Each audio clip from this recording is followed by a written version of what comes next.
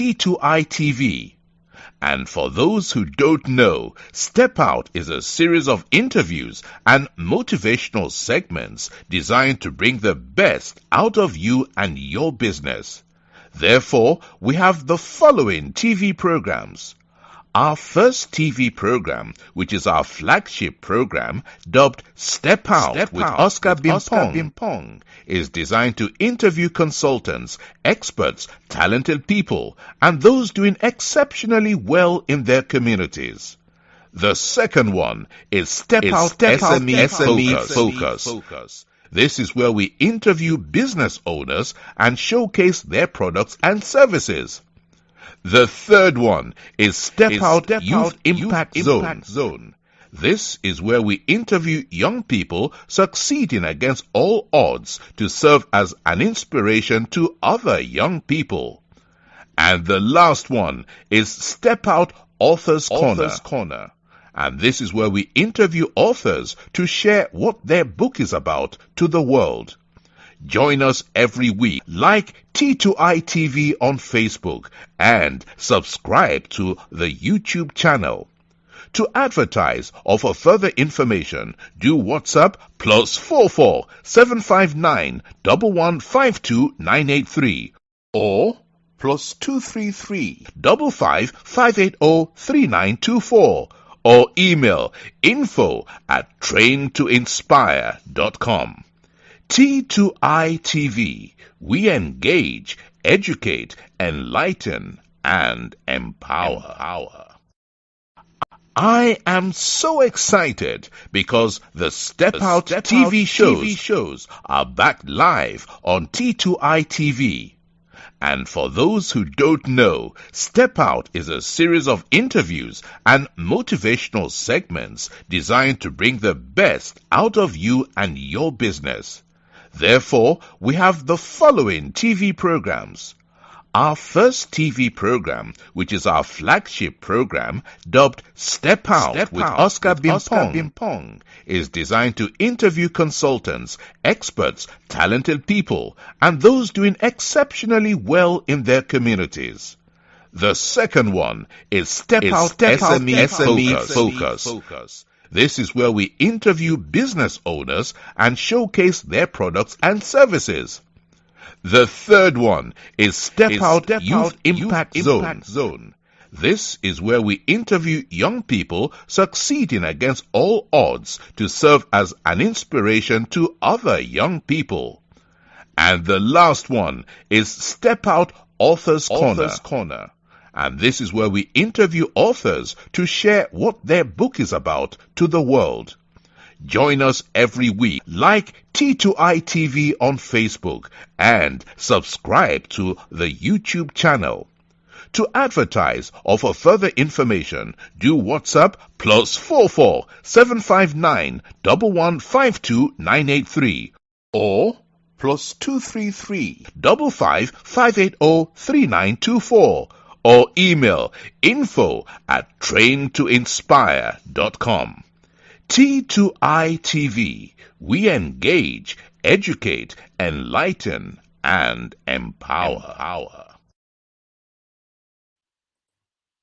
Welcome to another exciting edition of the Step Out Youth Impact Zone. And today is Tuesday, and we always have a young person, either from the continent of Africa or from the diaspora, to come and discuss issues that are very critical to the success of the young people in Africa.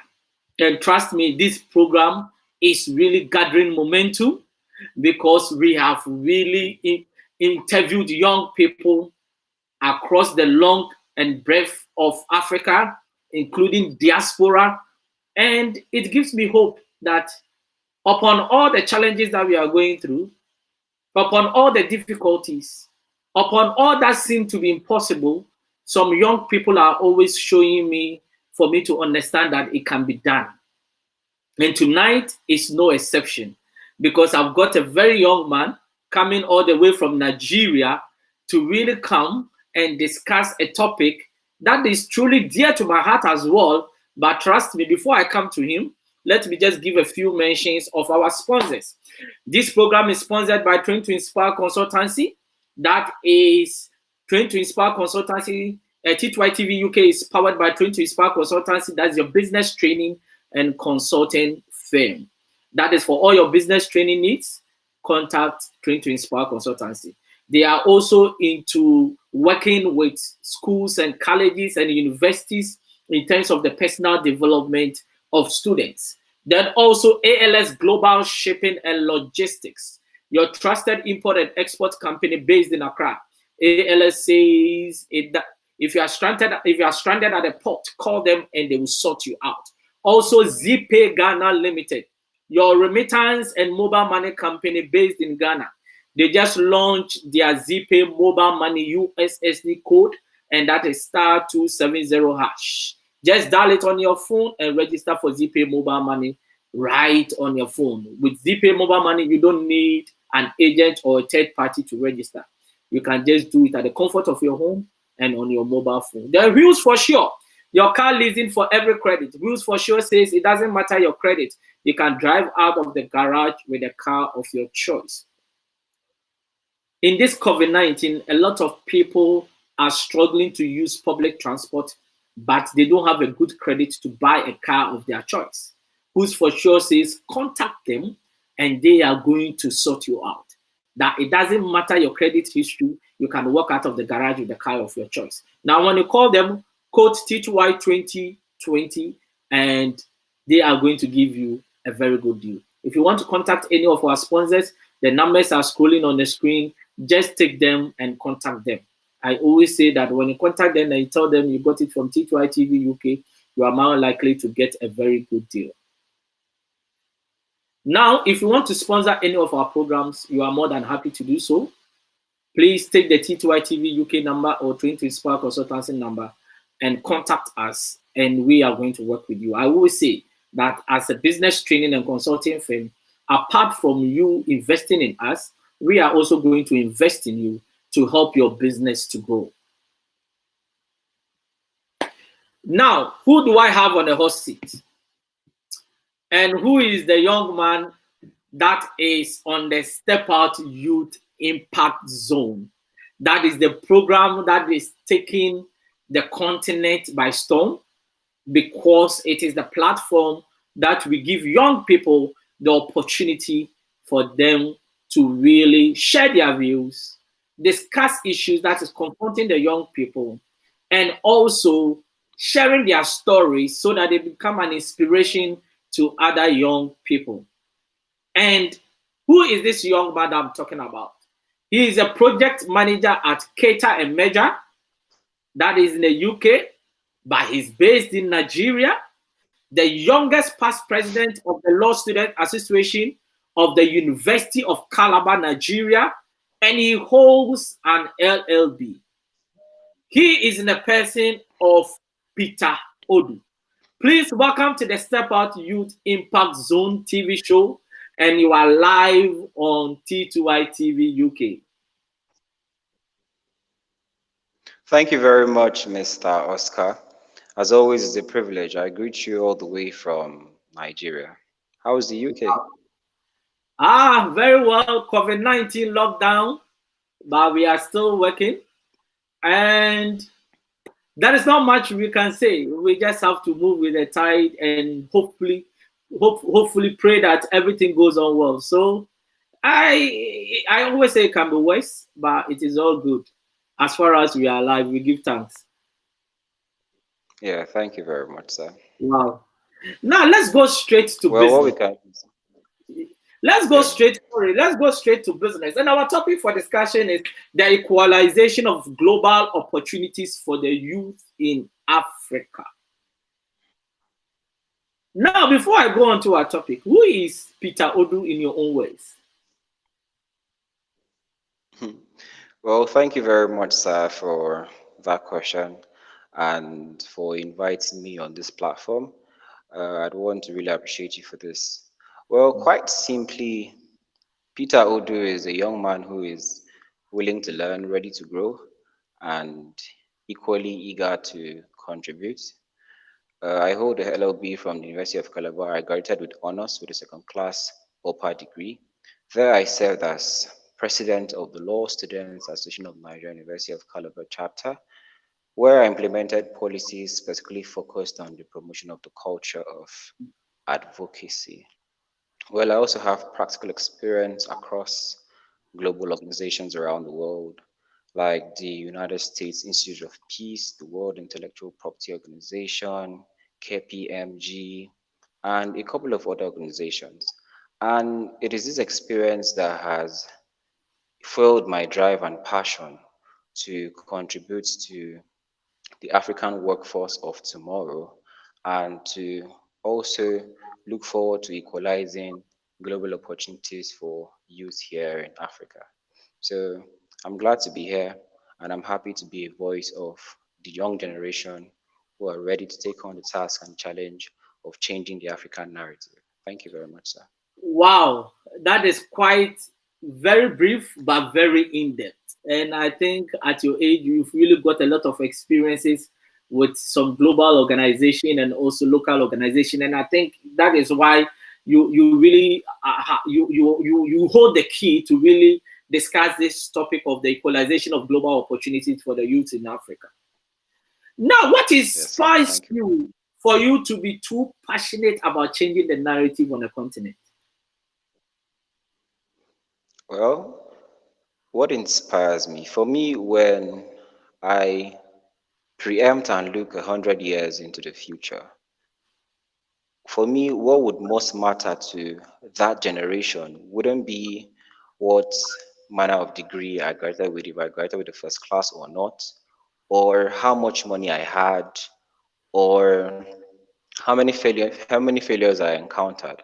What would matter to them most is how I best impacted my generation. So for me, it's been a constant drive to leave a footmark on this generation, to make the world a better place just because I existed. And as a Christian, I have my motivations from the Bible, specifically from Philippians 3, verse 13 and 14, where Paul said that he looks not on what is behind, but he presses forward to the mark, attaining the mark of Christ. So for me, what that simply means in my life is that whatever I've done, my LLB, all my certifications from the United States Institute of Peace, the World Bank Group, the United Nations Institute for Training and Research, the World Intellectual Property Organizations, my experiences with KPMG, White and Case LLP, Kings and Wood Milson's LLP, and all of that. All of that doesn't matter. What simply matters is how I'd be able to aggregate the entire gamut of my experience in contribution to the development of the present situation I find myself. So for me, it's just about contributing to the social capital of the African society and ensuring that the narrative is changed. Because for the longest of times, what it simply means to be African is to be underdeveloped, associated with poverty, disease, and a couple of other things. But for me, it's about changing the narrative and ensuring that I embody what it means to be African, which is Black excellence. Thank you very much, sir. Wow, wow, wow. What does the topic equalization of global opportunities, what does it mean to you? Well, if you look at the topic itself, the equalization of global opportunities, it's in and of itself preempts that there are certain inequities that exist in the global system. And if we're looking at the global system today on a comparative level, in terms of the education and economic opportunities available to the people on the African continent, by extension, the youth, in comparative analysis with our colleagues in Europe, America, and Asia. You notice that there is this imbalance. And if you look at the cumulative effect of this imbalance on not just our present reality in Africa, but on the future of the African continent, you would realize that it's actually a lot because the AFDB actually projects that there are 60% of the youth in Africa on the continental level are unemployed, and even more in that number are underemployed. So if you look at the cumulative effect, because Africa is a young continent, predominantly made up of the youth, if you look at the statistics in a broader context and you aggregate it over a number of years, say a generation which spans 20 to 30 years, you would realize that there's a lot of work that needs to be done. There's a lot of catching up that needs to be done. But it's not just about catching up. It's also making sure and ensuring that we are part of the entire value chain process. That we are not just persons who want to partake, but persons who also want to actively contribute and create to having a global world peace and having a wonderful economic system, not just for the entire people of the world, but also for Africans in particular. Thank you very much, sir. So why are we not able to really create the opportunities for ourselves, but we have to look at global opportunities? Well, it's it's it's it's down to a lot of problems. It's down to a lot of issues, both political and economic. However, I must also commend the young, innovative minds on the African continent who are taking on social enterprises to ensure that certain problems or certain issues spanning from educational health, gender inequality are being tackled and resolved. So, to answer your question, every society is essentially funded or is essentially created based on the platform of the political elements. And in the African continent, it is no news that the African government aren't entirely contributing actively on a positive level to the investment of the African workforce of tomorrow. Let me give you an example. If you look at it on a fiscal level, if you take a comparative analysis of the national budgets of African countries, you have less than 10% of the budgetary allocation invested in education. And every day you keep hearing that the youths are the leaders of tomorrow, the youths are the leaders of today, and all of that. But in essence, if you're not putting your money where your mouth is, then you're simply telling us lies. So that and many other factors are responsible for these issues that we're facing today. Wow. What does it really mean to be a young graduate or young Africa in this 21st century? Hmm. I'll be very realistic and I won't sugarcoat it because I stand here and speak for an entire generation of African youths, and I have to be completely honest.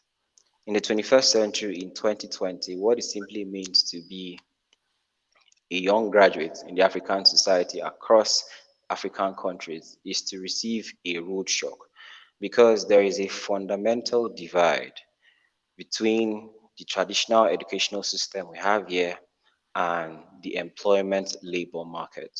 You have a situation where you spend a very big part of your life between your first year to your possibly 24th, 25th year here on earth, and you're going through a system of education that does not prepare you for the work environment. That is a big problem. And in essence, what it simply means is that we are having a lot of graduates in the African society being certificated instead of being educated. Because the implication of education is not simply or merely the regurgitation of facts, it is the Mm. training of the mind to think for itself and impact the society based upon the quality of your thoughts. And in today's societies where we have 21st century skills, digital skills, soft skills, and all of that, with the advancement of technology and innovation, we do not see the educational system in Africa adopting or helping the skill up of students in the African educational system. So this is a very, very big problem and it's a very rude shock. And I must say that is incumbent on us to build a functional educational ecosystem that actually churns out graduates that are ready to take on the world and solve global problems. This our educational system has been a discussion for years, but it seems not to change.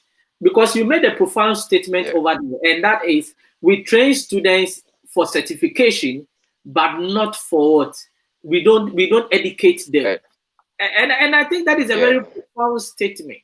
How can we change that Yeah. dynamic?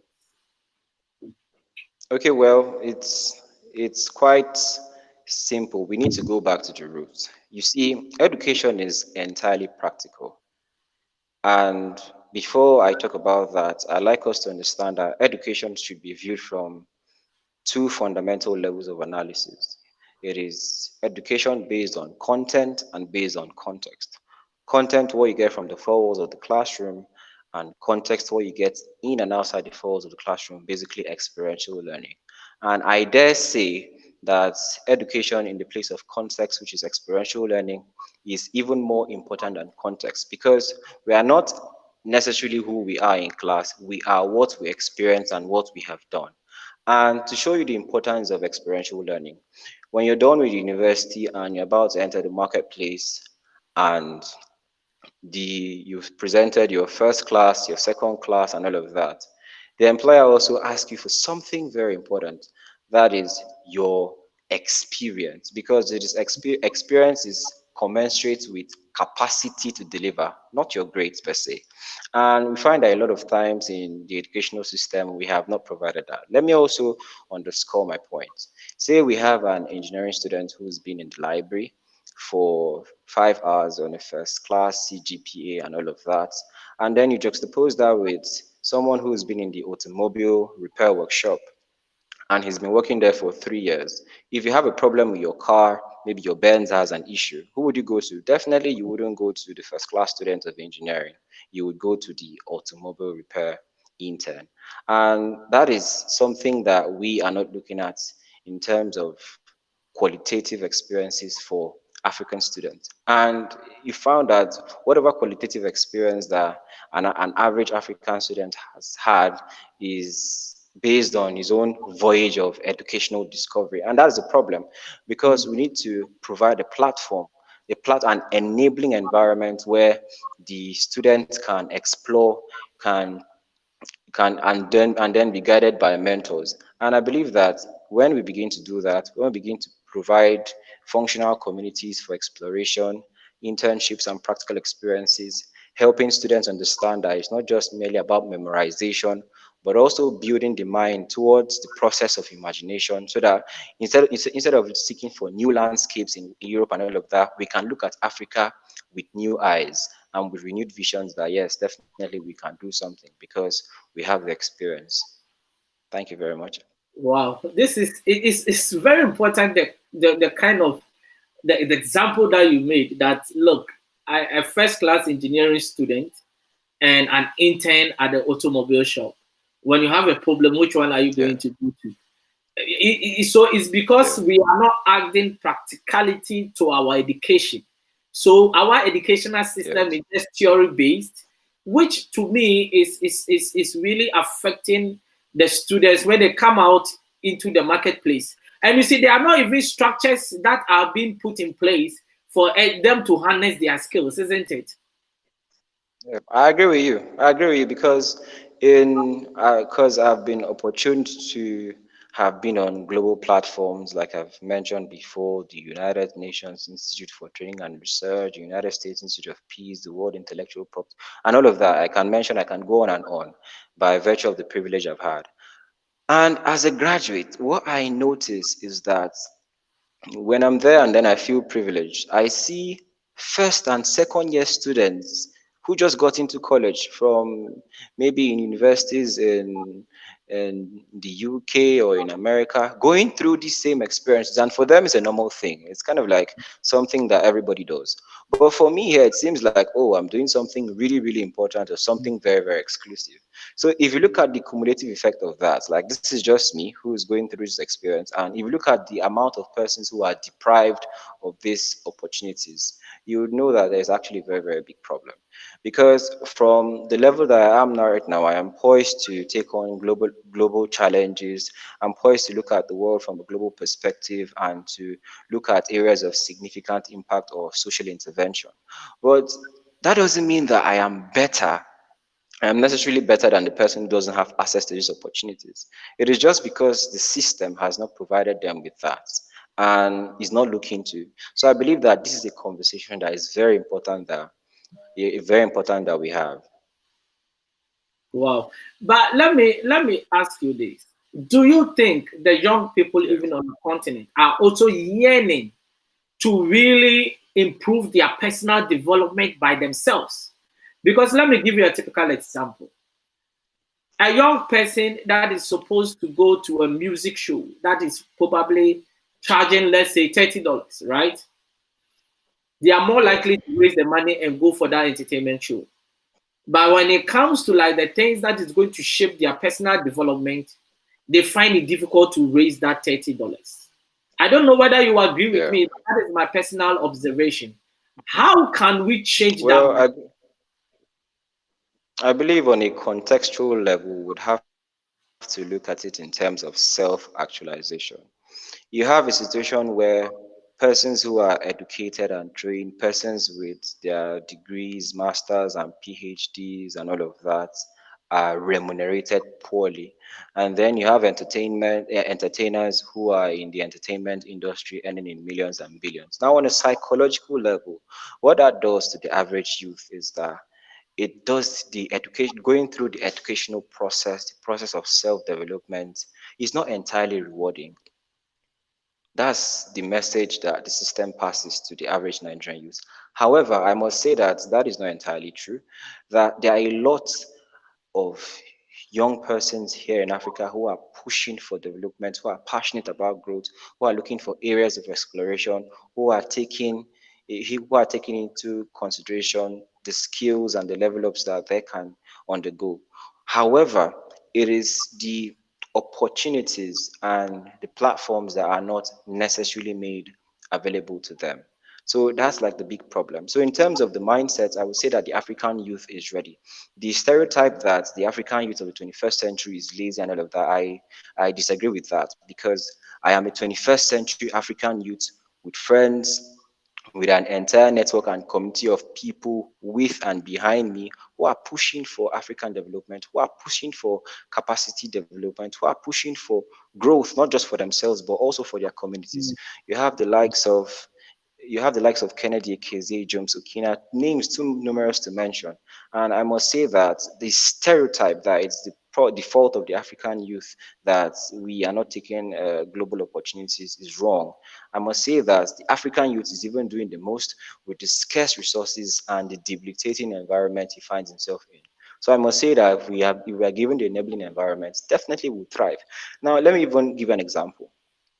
Uh, if you look at, if you want, I would like us to juxtapose the experience of the the youth in the African continent and those in the diaspora. You notice that whenever we have Africans in the diaspora, we actually perform very very well in classes. In fact, I can even cite an example where in the US, the Nigerians are the most educated demographic mm, in the US. And it goes the same for the Kenyans, the Cameroonians, the Ghanaians who have found their ways to who have found their way to who have found their ways to enabling environments, to educational systems that actually promote excellence. So you see, on a fundamental level, we're actually excellent people. Let us not come with the narrative that we are mm, not ready to work or ready to grow or eager to contribute. We are actually ready to do a lot of things. And the evidence is by our brothers in the diaspora and people like us here in the continent who are pushing for radical change, who are shining examples of the message we are preaching. mm, So I must mm. say that that mindset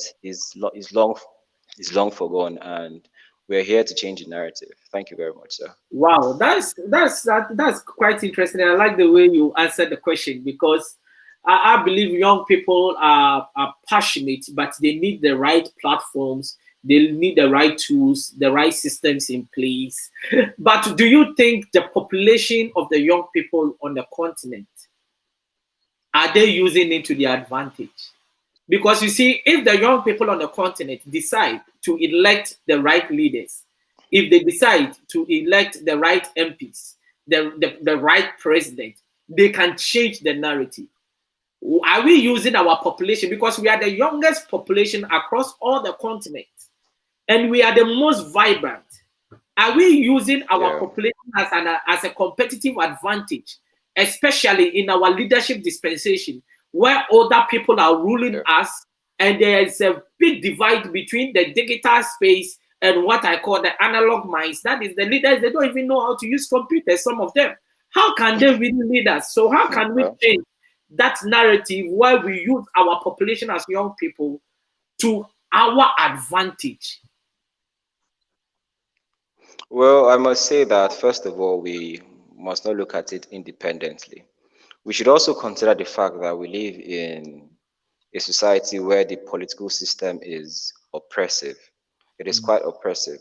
So yes, the analog generation doesn't know how to use computers and all of that, but they have mastered the dark arts of suppressing young voices and all of that. And despite that, we from the younger generation have still kept on pushing, have still kept on collaborating, have still kept on organizing. For example, let me just deviate a little bit. I'm sure you must have been aware of the NSAS protests. Yeah. Yeah. And what was the response of the government? Further oppression, further shootings, further killings, and all of that. And if you look at the effect, the psychological effect of that, where the state is supposed to protect you, but the guns are turned on you, it's actually very demoralizing. However, I must say that this particular generation is very perspicacious, very dogged, very, very stubborn. And we are moving towards a place where we are achieving political consciousness across all divides, beyond ethnicity, beyond tribe, beyond language, beyond religion. We are all coming together in one voice and one spirit, and that is the spirit of progress. So I believe that going forward, you're going to see more changes. You're going to see a lot of positive impacts. And I must say that if you look at if you look at the contributions in terms of like the social impact, I do not want to uh, diminish the place of the government. However, if you look at if you look at black excellence, the celebration of black excellence is entirely individual in the 21st century. We celebrate individuals, young persons who are actually excellent instead of government who have provided enabling environments for the promotion of this black excellence. So from the evidence of black people, African people actually putting themselves forward and ensuring that despite the circumstances, they're trying to not just make a living for themselves, but also contribute to their communities. You can see that young people are actually doing enough and even going over the board, considering the circumstances and the place we come from. We do not look like what we've been through. You see, when I'm enjoying the discussion, I always keep quiet to make sure that I really listen to you. And I think you are making some critical points in there that is worth noting. Do you think we will go for opportunities, or we wait for opportunities? I think it might be relative. But do you think the young graduate, the young African, is aggressive, is a bit, or he has got a level of risk taking in their blood just to make sure things Yeah. happen? Or is the system that is crashing them that has caused them to stay back waiting for opportunities? What is your take on that? Okay, well, I would like to start by saying that my life has been influenced by a series of inflection points. That if we are looking at opportunities, we also have to look at them in terms of the circumstantial possibilities. That is to say, if my parents are well to do, the opportunities available to me will not be the same opportunities available to the child on the streets. And I first realized that when I think I was on 7 years old, when my dad was taking me to school. I think I was in primary four then. And I was going to school, and then my dad said he used to trek, that this is what he used to do. And I should consider myself lucky. That experience has been an inflection point for me because I get in a car and I go to a good school. I don't have to think about what to eat. But the person on the street is thinking about where is his next meal. So the range of opportunities for me would simply be for self actualization. But the range of possibilities or the range of opportunities that that child on the street will be looking out for will just be for the sake of survival. So if you also look at that in comparative terms of the state, if you look at what is going on in the African continent and you compare that to what is going on in Europe and America, the African youth has to tackle a lot to get to a point from survival to get to a point of self-actualization because there are no enabling environments. Now, let me also talk about this. I believe that opportunities are created by taking more opportunities, by taking on more tasks, by finding yourself in active positions where you are in command of your destiny.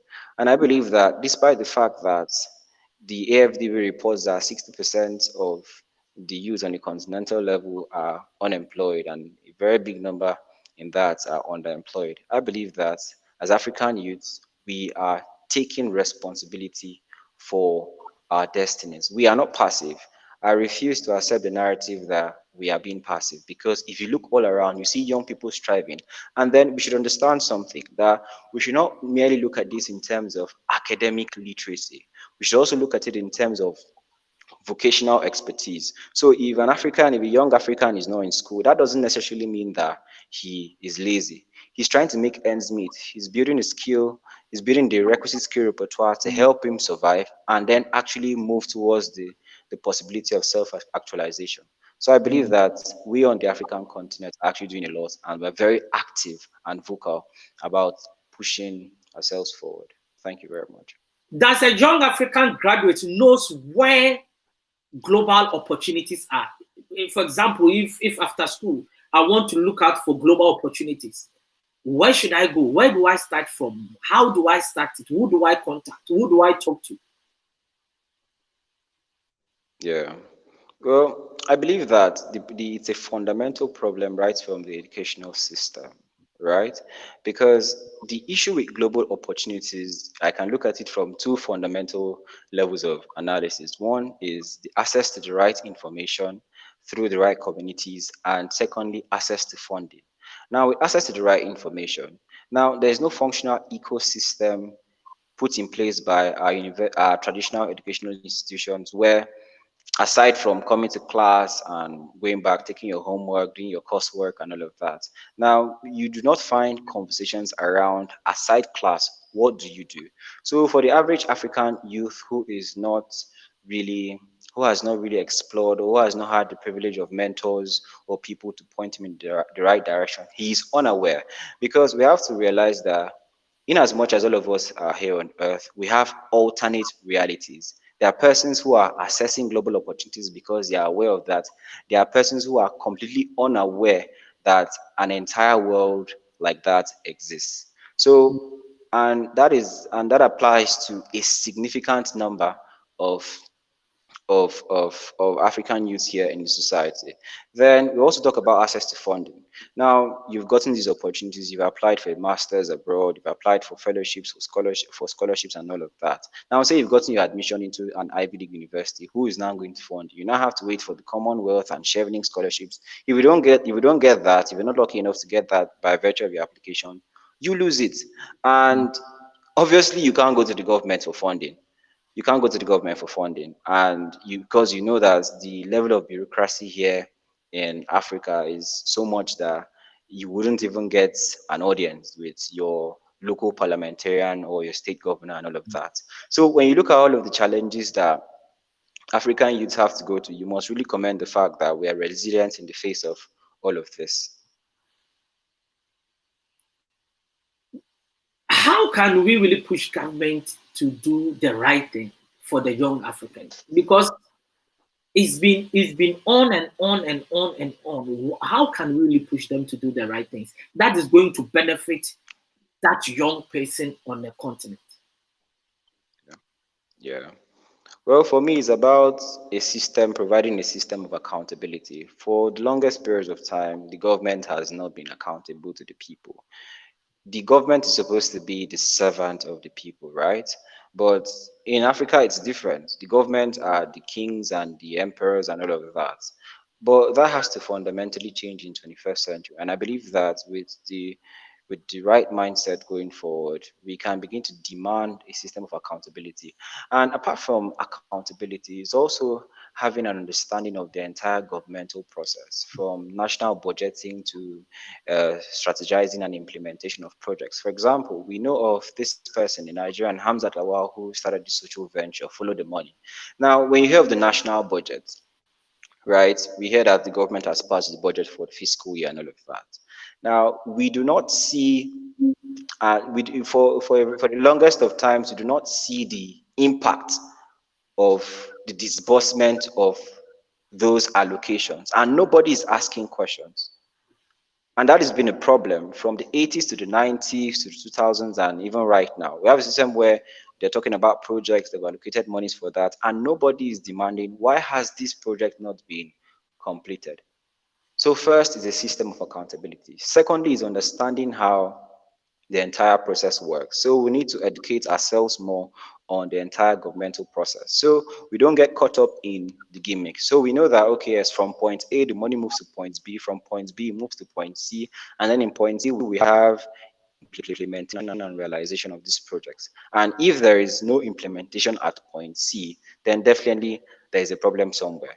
So when we begin to understand all of these things, then I believe that we'll be moving forward. And then another thing is also embodying the spirit of advocacy. We need to be very, very vocal about this accountability. We need to be very vocal about what we want as citizens. We also need to be very vocal about what we deserve, because for the longest of times, the basic rights have been denied the youths, the basic rights have been denied the citizens. And it's come to a point where something as simple as having light is a privilege. And it shouldn't be so. So it's come to a point where where rights are now seen as privileges. And it is that mindset that we need to change. We also need a mindset change. We also need a recalibration, a fundamental reorientation, a seismic, you know, a seismic catalyzation, so that we can all come together as one and collectively request for what we deserve and what we signed up for as citizens of the African continent. Thank you very much. Our rights, it has become a luxury. For example, when road is done, it's their fundamental duty to do roads, but we end up clapping for Simple. them. And I think we need to really move to the next stage. But you see, I believe that the young person on the continent, right, they have got their role to Yeah. play, and that role that they have to Yeah. play is very critical. Do you need, because there is a guy here that is really, he's really put out a statement, and I think that statement is very powerful, and that is Peter Inimo. He says being a citizen isn't about just voting rights and having Yeah. a passport. It reaches far as knowing precisely what you deserve and what must be done, especially with the taxpayers' money. That is really Yeah. insightful, isn't it? And he Yeah, I also do. And I completely, yeah. go on. I completely agree with him. I completely agree with him. But for but if you look at it in the context of the African society, not many people are aware that, or not many people are aware of the things that they deserve as citizens, because for the longest of times, this is what they were born into. I have discussions with my dad, and he was like, it was a big thing to go to school in the 70s and the 80s. And in the 70s, I think 70s, yeah. In the 70s, they had 24-hour power supply. And I was like, what? You people had 24-hour pass. So what happened? So right now you have a situation where they give light in Nigeria. It's like, NEPA has given light. It's like a good thing. But this is something you enjoyed. So what happened? What happened between that generation and this generation? When did this process of deterioration begin? And why is it that nobody asked or nobody requested when things were changing? So it is something that I wouldn't say we need to go back to the old days, but we need to look forward with renewed hope that definitely we can get to a point where the entire governmental system, infrastructure wise, social capital wise, political wise, every single thing is working and working for the good of the citizens. He also made another statement. He says, I believe transparency in government of Africa can only happen if the citizens of the respective countries fully understand their worth and rights. Yeah. Do you really I think agree we with him understand too. our worth and rights as citizens? Because we Well, to can the never large, confront we can never confront the government or our leaders if we don't know our rights. Yeah, I agree with him. I agree with him. To the large extent, it's about our self identity, right? So, what is your identity as a citizen of an African state? When we begin to define those terms and conditions with the state and define those terms with ourselves and define them in terms of what is actually right, what is just, and what is equitable, then we can begin to proceed with the conversation because it all begins with the crisis of identity you have.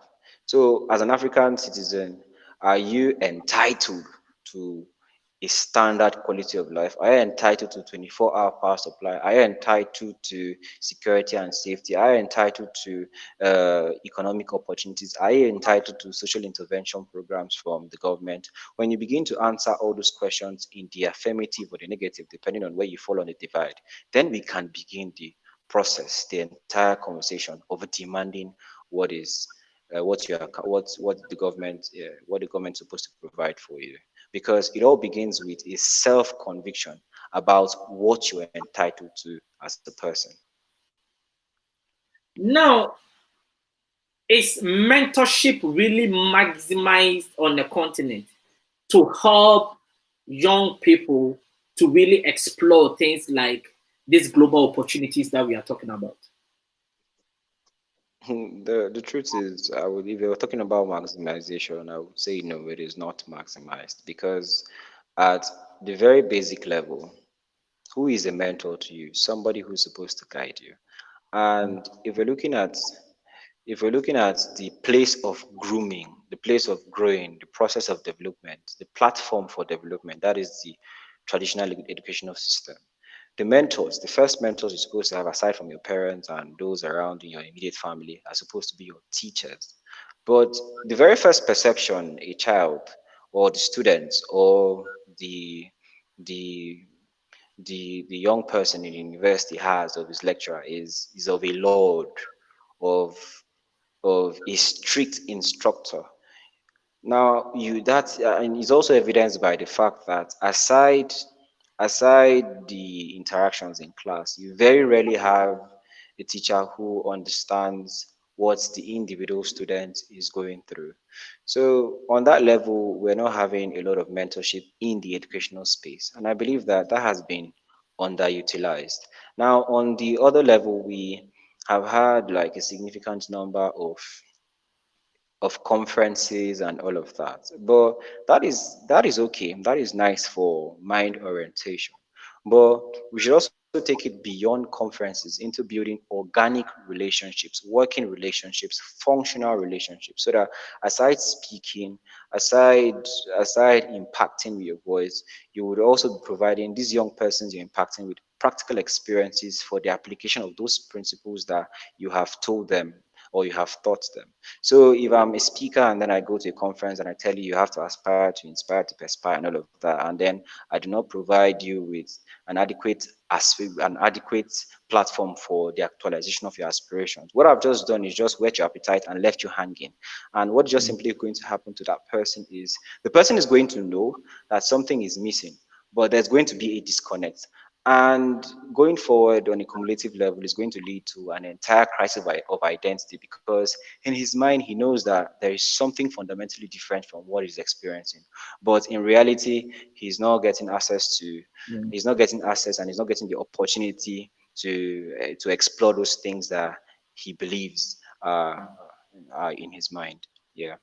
So I believe that it's not been explored at all. Do you think young graduates on the continent are ready for the global market? And if not, what are they supposed to do so that they will not look just within Africa, but look beyond? Well, I'll look at it from two levels of analysis because I would not like to make generic statements. Now, there are certain persons who are ready and willing to take on world problems, to impact positively on a global level, to take on those global opportunities.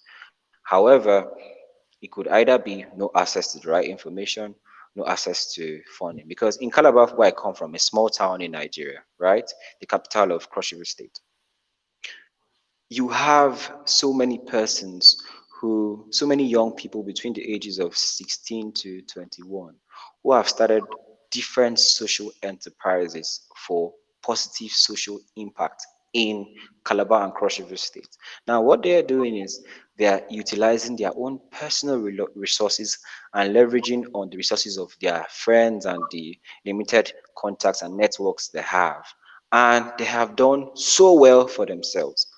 However, they do not have access to bigger platforms. So it just ends with their communities, right? So Mm, after their social intervention programs at that level, what is next for them?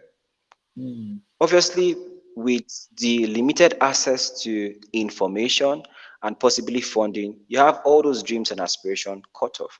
And that has mm, become a major problem because we are now having a mass misplacement of bright young persons on the African continent.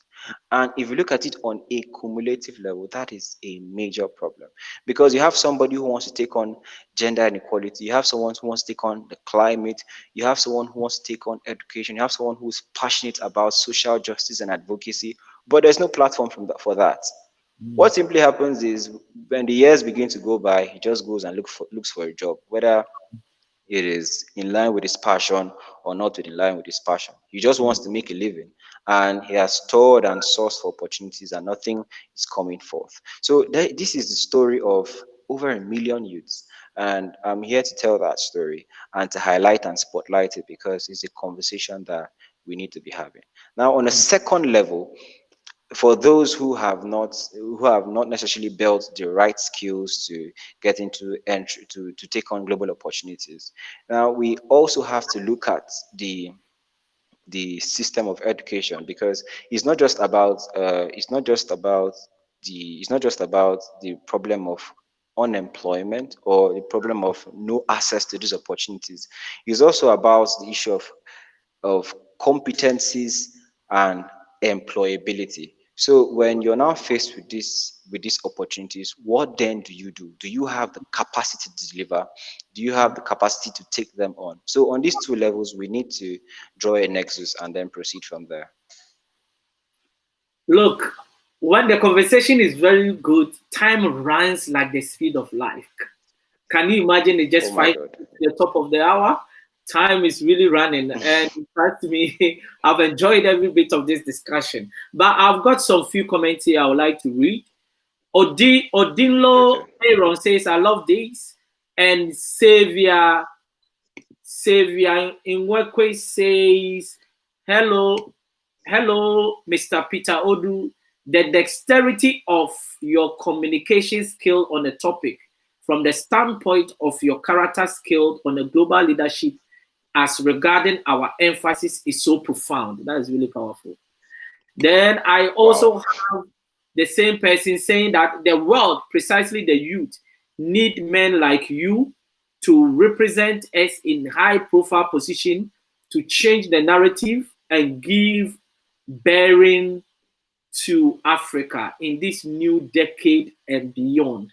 And that is from the same Savior. Wow. Then Odinlo says, Savior, I totally agree with you. And Odile also said, Odu Peter is one of a kind. Then I've got Lonet Browser.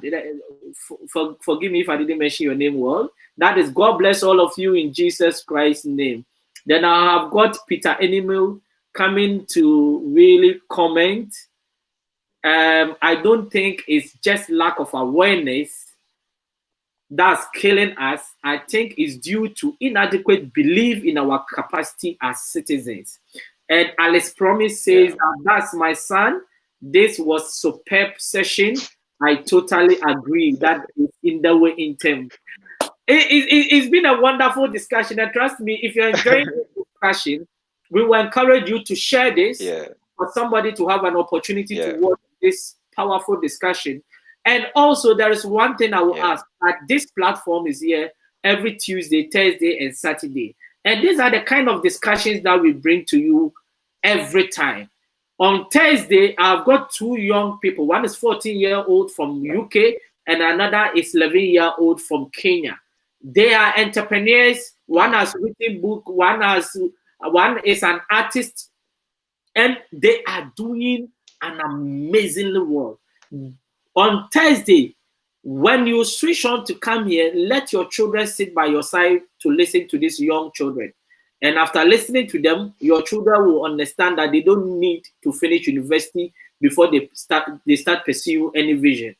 And also, we will encourage everybody on the platform to like our page on Facebook and subscribe to our YouTube channel. That is the bit you can do to help us to grow this platform. This is an African platform where we share our stories by ourselves. We are not leaving our stories for third parties to really share on our behalf. We are sharing it by ourselves, for ourselves, to help us to grow, for us to understand and get the overview of how we can really transition to see the Africa we want to see. Now, before we go, I just want to give a few mention of our sponsors. This program is sponsored by 20 Inspire Consultancy. That is your business training and consulting firm. They also work with colleges and universities in terms of the personal development of students. Then also ALS Global Shipping and Logistics. That is your trusted import and export company based in Accra. ALS says if you are stranded at the port, call them and they will sort you out. Also, ZPay Ghana Limited, your remittance and mobile money company based in Ghana. They just launched their ZPay mobile money USSD code, which is *270#. Just dial it on your phone to register for ZPay mobile money. Then also Wheels for Sure, your car leasing for every credit based in the UK. Wheels for Sure says it doesn't matter your credit history. You can walk out of the garage with a car of your choice. Call Wheels for Sure, and when you call them, just quote T2I 2020 and you are going to get a very good deal. If you want to contact any of the sponsors, their contact details are scrolling on the screen.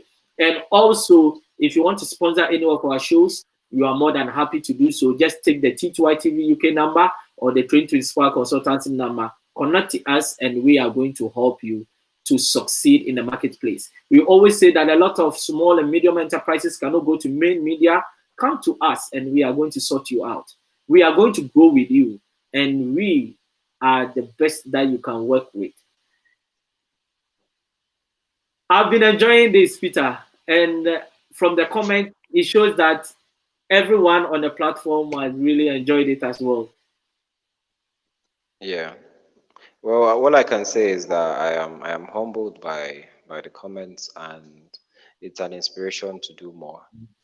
That's just the summary of the entire feelings that I have right now in this moment. Wow. Now, what is your last word to anyone that is watching us? Look through the camera and tell that young African, that young graduate, that doesn't have a job, that is struggling, that life seems to be too difficult. Look into the camera and tell them, give them a little bit of inspiration and let them see beyond the African country that they are, because we are now in a global world. Why? Because now I'm sitting in London and you are sitting in Calabar in Nigeria, and we are having a fantastic discussion. That is the global village that we are in now. And trust me, this is how the world is going to be now. We need to capitalize and leverage on these opportunities at our disposal. Because I can tell you, 5, 10 years ago, there was no way me and you can have this conversation unless you could have come to my studio in London. But this is the case. You are just sitting at the comfort of your home, and we are having this powerful discussion. Look through the camera and speak to somebody for me. Well, what I'm going to say is this. This is the most exciting time to be African, to be a youth in the 21st century, because the world is connected. And it is this democratization of resources that should enable us to not just partake, but also be active contributors in the value chain of opportunities in the global system. And for us to do that, we always have to keep pushing and putting one step forward. Like I've said, my inspiration is this, that I do not look back at what I've achieved or what I've done, but I'm always looking at the next thing. Like in Philippians 3, verse 13 and 14, it simply says that I do not look back on those things that I've attained, but I look forward, pressing for the high mark of the high calling of Christ. So, what we should do is we should keep on pressing, we should keep on moving, we should keep on pushing, because in the process of keeping pushing, we'll be assessing opportunities, and the more we take on opportunities, the more opportunities will be made available to us. And that is the way to breakthrough. Thank you very much for your time. Old Peter is always at your service. God bless. Thank you very much for your time to trust me. I have enjoyed the discussion. And because of your performance, I have now given you a lifelong ticket to come on this show anytime that you want. Just give me a message and you Thank you very much. Thank you very much, sir. Yes, thank you very much, sir. Thank you very much. I really appreciate it. You're welcome. And trust me, this is what really inspires me, that there are young people on the continent that believes that amidst all the challenges we are facing, it's still possible. You started from somewhere, but you have broken some limitations, and now you are sitting in Nigeria, but you are working with a global company. Now, what I always tell young people is that Peter is not better than me. Now, the fact that Peter has been able to achieve that, I should be able to achieve that.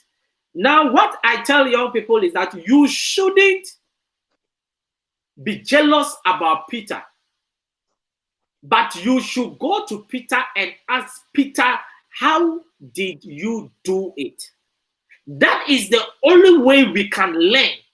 Now, this is a system in Africa where sometimes we see one person rising, we don't ask questions, but we sit back and rather pass comments or become jealous or sit on the fence.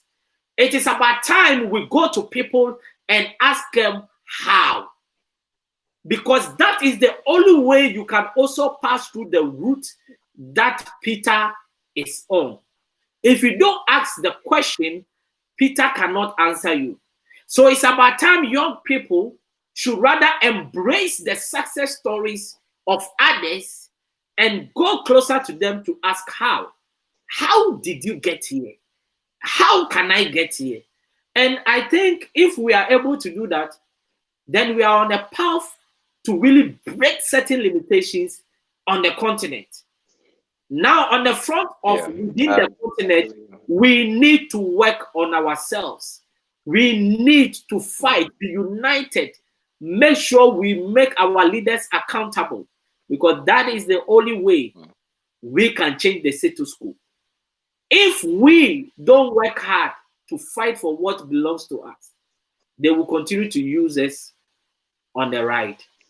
It's been wonderful. I've enjoyed the discussion. I want to thank everybody that really invested their time to be with us. As I said earlier, we are here every Tuesdays, Thursdays, and Saturdays, and that is 8 p.m. GMT, and that is going to be 9 p.m. in Nigeria, and that is 3 p.m. in USA Eastern Time. You can't afford to miss it. Next Thursday, don't miss it. 2 young girls, 14-year and 11-year, one from Kenya, one from the UK. Amazing story to share. Come on the platform with your children sitting by your side, listening to these young girls. And even the elderly people, you still need to be here, because some are still struggling in life. You need to use these young children as an inspiration, because what they have been able to achieve in this their short life can be an inspiration to you. God richly bless everybody, and we'll be coming back to you on Thursday. And thank you very much, Peter, for your time. Thank you very much. I really appreciate it. Wow. God bless you, and speak to all of you soon. Thank you.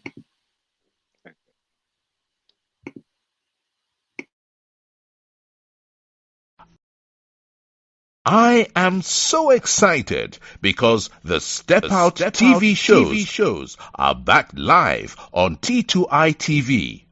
And for those who don't know, Step Out is a series of interviews and motivational segments designed to bring the best out of you and your business.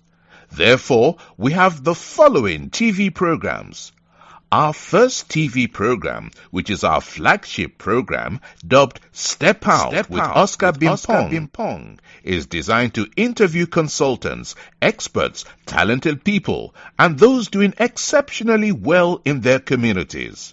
The second one is Step Out SME Focus. This is where we interview business owners and showcase their products and services. The third one is Step Out Youth Impact Zone. This is where we interview young people succeeding against all odds to serve as an inspiration to other young people. And the last one is Step Out Authors Corner. And this is where we interview authors to share what their book is about to the world. Join us every week. Like T2I TV on Facebook and subscribe to the YouTube channel. To advertise or for further information, do WhatsApp +44 759 1152 983 or +233 55 580 3924 or email info@traintoinspire.com. T2I TV, we engage, educate, enlighten, and